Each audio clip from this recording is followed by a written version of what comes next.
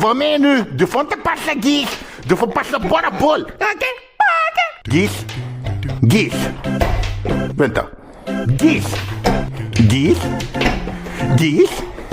Gis. Fotboll. Vi testar igen. Okej. Gis. Gis. Gis. Gis. Gis. Boll. Det är inte tillbaka. Du måste lära dig så när man distraherar dig med gis.